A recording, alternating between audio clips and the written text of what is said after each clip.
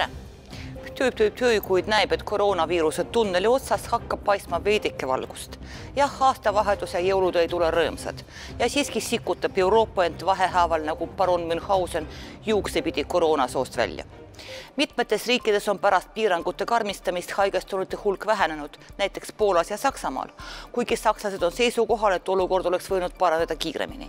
Tšehhis avatakse neljapäeval pood ja restoranid, Brüsselis avati pood teisipäeval, kuid muus osas Belgia veel piiranguid ei lõdvenda. Veel on silmapiiril aimata koroonaviiruse vaktsiini ja mitte ainult ühte, vaid koguni 3.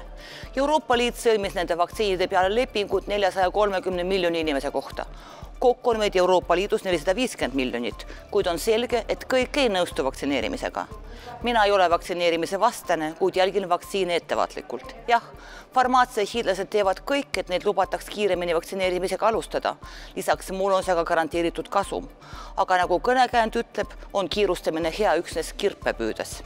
Ja on ju olnud pretsedente, mille puhul ravimitootjad on pettused tabanud.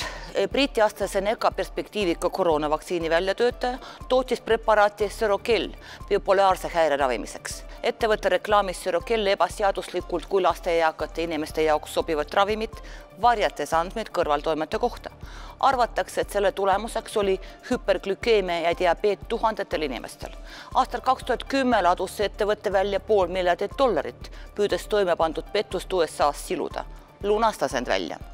Nagu kirjutas Financial Times, on olemas vale, kohutav vale ja kliiniliste testide tulemused. Uue vaktsiini osas on AstraZenecale samuti küsimusi. Preparaat on osutunud vähetõhusaks. Ettevõtte kinnitab, et selle põhjustas eri kaitsealustele erinevate annuste andmine ja tulemused olevat haiglas keskmiselt olnud 70%. Nii et nüüd on vaja läbi viia uued katsetused.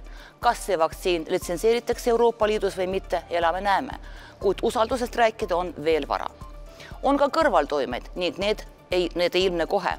Rootsis, mis on meditsiinivaldkonnas haritud riik, puudub entusiasm koroonaviiruse vaktsiini suhtes. Rootslased mäletavad 2011. aasta skandaali, kui selgus, et paljud lapsed ja teismelised haigestusid pärast seagripi vaktsiini keerulisse unehäiresse narkolepsiasse.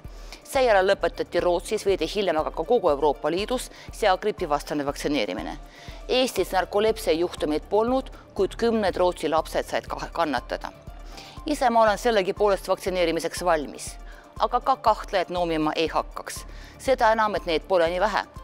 Prantsusmaal kinnitas oktoobrikuus vaid iga 3, et on valmis end koroonaviiruse vastu vaktsineerima, novembris aga iga 2. Hispaanias on need, kes vaktsineerimisega nõustuvad 60%, Saksamaal ja Itaalias veidi vähem.